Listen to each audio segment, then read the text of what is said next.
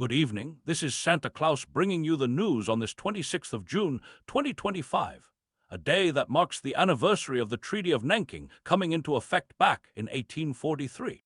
My friends, trade tensions are brewing as Japan and the United States approach a critical deadline in their auto tariff negotiations. With just 2 weeks before President Trump's tariffs are set to increase, Japan's negotiator is flying to Washington with an important message about Japanese automakers' significant contributions to American manufacturing. Meanwhile, across the globe, Britain has announced a substantial strengthening of its nuclear capabilities, purchasing 12 F-35A stealth fighter bombers that can carry nuclear weapons.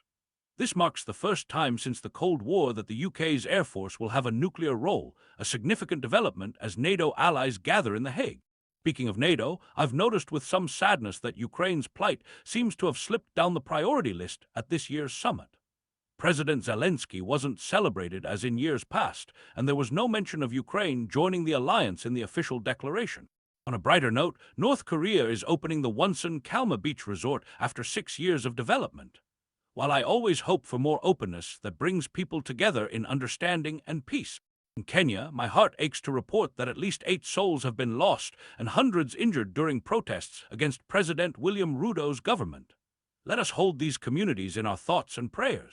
As we look to financial matters, President Trump is considering an early announcement of his pick to succeed Federal Reserve Chair Jerome Powell, while concerns persist about China's restrictions on rare earth exports despite recent agreements with the U.S.